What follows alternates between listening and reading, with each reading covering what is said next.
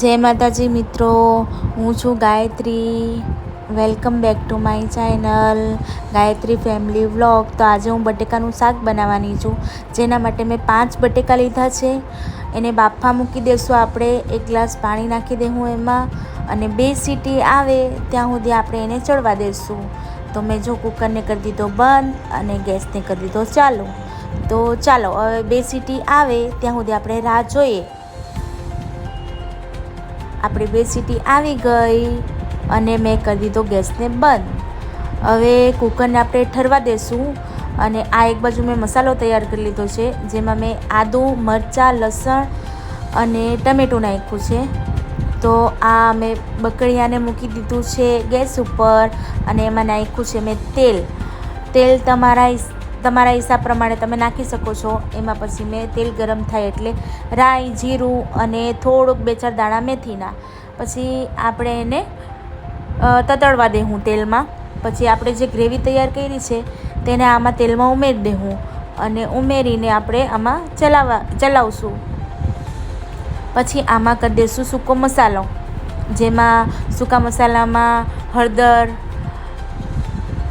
મરચું અને ધાણા જીરું. તો ધાણા જીરું છે ને આમાં મેં થોડુંક વધારે નાખ્યું છે, કેમ કે બટેકાનું શાક થોડુંક આમ ગ્રેવીવાળું હોય ને તો આપણને રોટલી હારે મજા આવે ખાવામાં એટલે. અને તમારા ઘરમાં જે પ્રમાણે બનતું હોય તે પ્રમાણે તમારે બનાવવાનું. એમ તો બટેકાનું શાક તો બહુ ઇઝી જ હોય બનાવવાનું, બધાને આવડતું જ હોય, આમાં કંઈ નવાઈ નથી. પણ તોય મારા ઘરમાં જે રીતે બને છે ને તે રીતે મેં તમારા સાથે રેસીપી શેર કરું છું. તો આપણે મસાલાને પાકવા દઈશું, અને આમાં થોડુંક મીઠું નાખી દઈશ સ્વાદ પ્રમાણે. તમારા ઘરમાં જે પ્રમાણે મીઠું, અમારા ઘરમાં મીઠું ઓછું ખાય એટલે જો હવે આ બધો મસાલો અમારો ચડી ગયો, તેલ ઉપર આવી ગયું એટલે માની જવાનું કે આપણો મસાલો તૈયાર થઈ ગયો. અને એક બાજુ આપણું કુકર ઠરી ગયું છે અને બટેકા બફાઈ ગયા છે.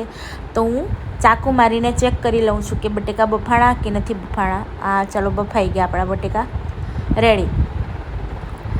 તો એક બાજુ આપણો મસાલો થઈ ગયો છે. તો મસાલામાં થોડુંક પાણી નાખી દઈશું આપણે, જેથી કરીને આપણો મસાલો બળે નહીં.